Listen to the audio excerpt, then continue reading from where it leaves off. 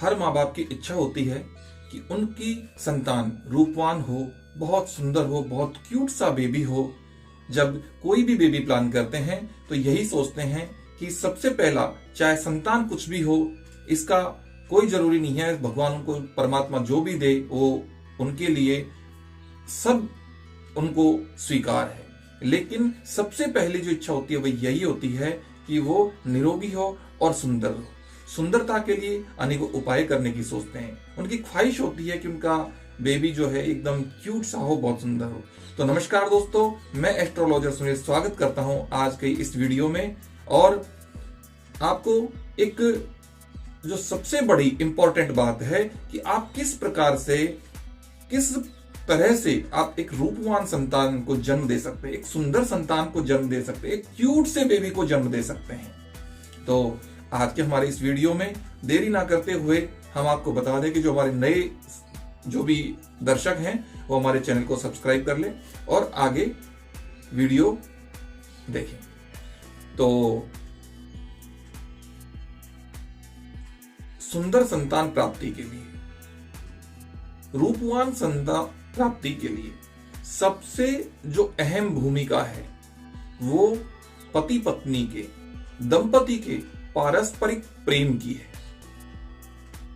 दोनों पति पत्नी, देखिए इस चीज में, इस कड़ी में और भी बहुत सी बातें आती हैं, लेकिन सिर्फ फर्स्ट में आज के इस वीडियो में हम सिर्फ प्रेम की बात कर रहे हैं कि प्रेम इसमें बहुत मुख्य भूमिका निभाता है, बहुत अहम भूमिका है इस प्रेम की।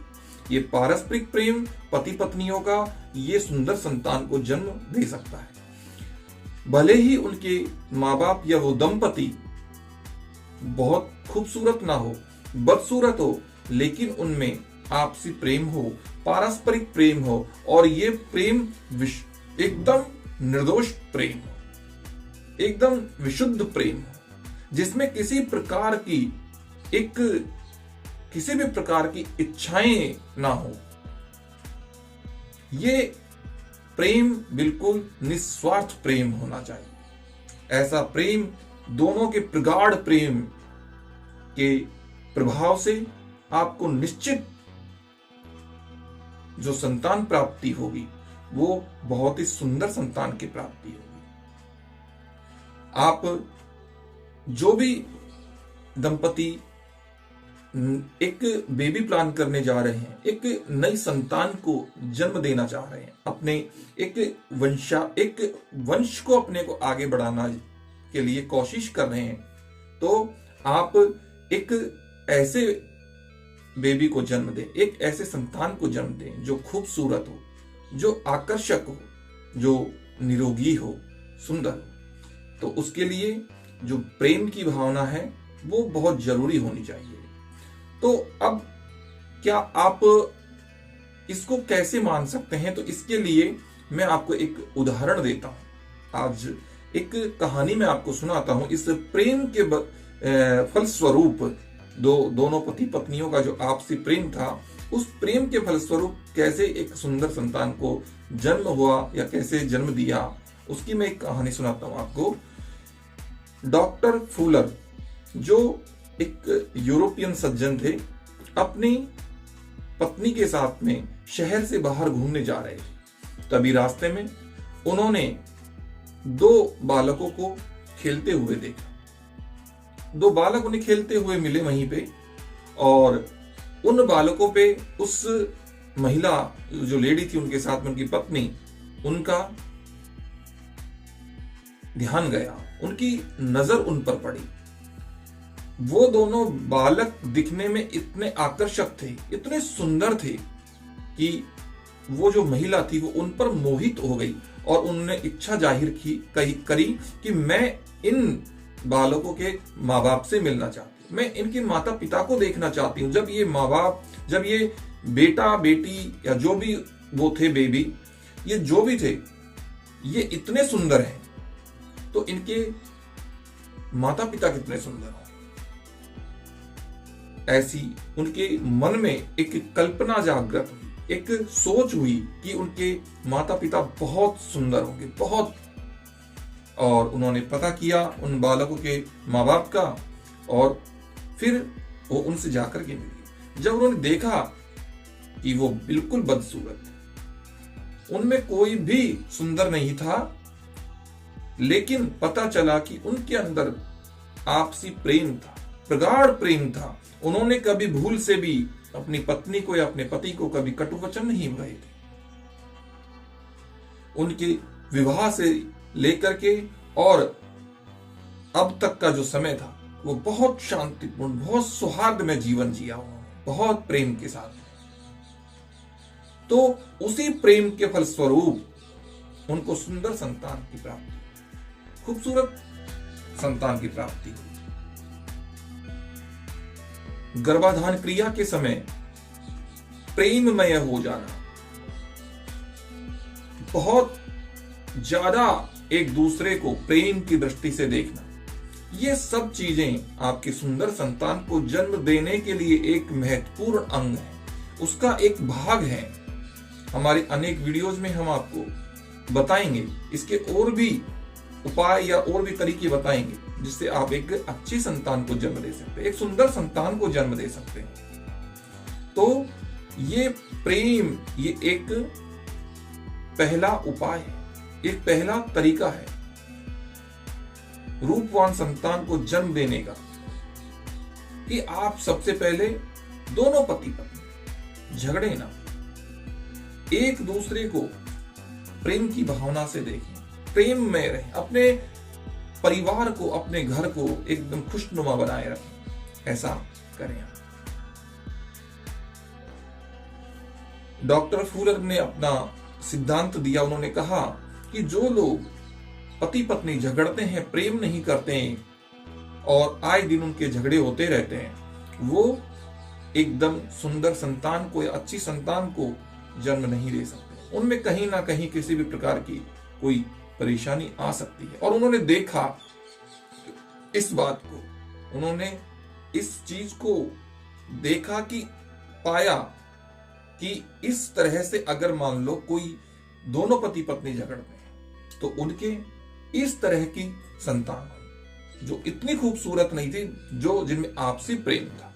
इसलिए आपसी प्रेम अपने आप के रूप रंग से ज्यादा प्रभाव जमाता है, ज्यादा प्रभाव रखता है।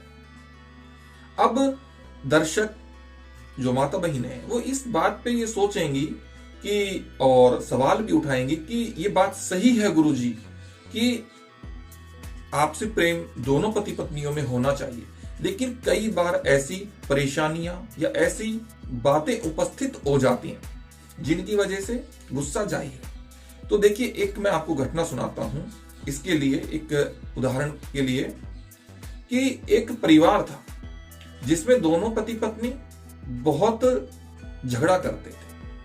पहले पति जैसे ही शाम को काम से आते और घर में घुसते ही, या जब भी वो घर में घुसते घुसते वो पत्नी पे बड़बड़ाना शुरू कर देते, पत्नी पर कुछ ना कुछ बोलना शुरू कर देते जो उसके विरुद्ध उसको लगता था।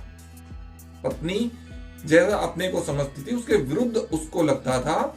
और कुछ दिन पत्नी ने शादी के बाद थोड़ा ऐसा किया कि वो शांतिपूर्वक थोड़ा रही, लेकिन वो बहुत जल्दी ही उस पे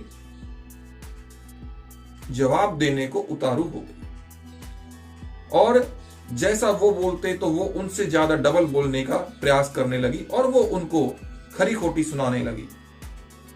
चलता रहा, लेकिन अब वो भी परेशान कि क्या करें क्या ना करें, हमारे जीवन में कैसे शांति हो सके, क्या करें। तो वो जो औरत थी उसकी एक सहेली थी, उस सहेली ने उसको बोला कि देख, तू ऐसे कर, इस तेरे पति पे किसी प्रकार का कोई मंत्र का प्रभाव कर, किसी ओझा के पास में जा, तो वो तेरे को मंत्र के प्रभाव से तेरे वश में कर देंगे, इसको तेरे पति को तेरे वश में कर देंगे और फिर ये कुछ नहीं बोलेंगे, शांत रहेंगे।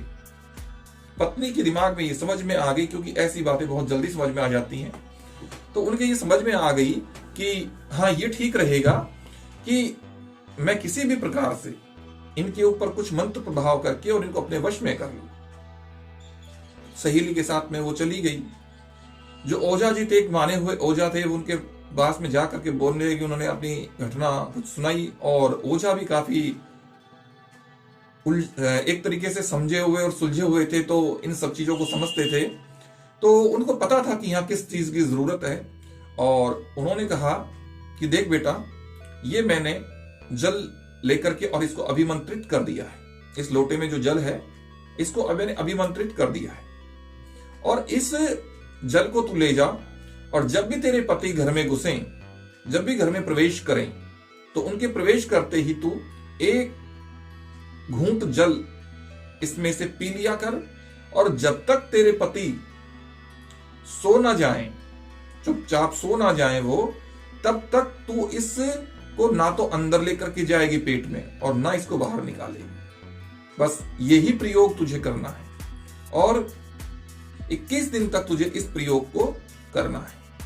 और बिल्कुल भी तेरे पति चाहे कुछ भी बोले, लेकिन तू इस जल को मत गिरने देना, ना इसको पेट में लेना और ना तू इस जल को बाहर निकालना, इसको जमीन पर मत गिरने देना। तो उसने सोचा कि ये बहुत आसान सा उपाय है, कोई बात नहीं है, कर लेंगे। ले गई वो, और जैसे शाम को उसके पति आए और आकर के वो उस पर गुस्सा करने लगे, लेकिन उसने आते ही सबसे पहले जैसे ही देखा और उस जल की एक घूंट अपने मुंह में ले ली, और ना उसे अंदर ले और ना उसे बाहर निकाले, क्योंकि ओझा जी ने यही बताया था। और इस प्रकार से अगर वो कुछ बोलती तो निश्चित है कि जल बाहर निकलता, जमीन पे टपकता और प्रयोग खराब हो जाता। तो इस तरीके से 21 दिन से पहले ही 5 दिन हुए, 10 दिन हुए, पति बेचारा भौंक भौंक के परेशान हो गया, चिल्ला चिल्ला करके परेशान हो गया, और लास्ट में उसने सोचा कि यार मेरी पत्नी कितनी समझ गई, मेरी पत्नी कितनी अच्छी हो गई है कि ये कुछ नहीं बोलती है। मैं इसको इतना बोलता हूं लेकिन फिर भी ये नहीं बोलती है।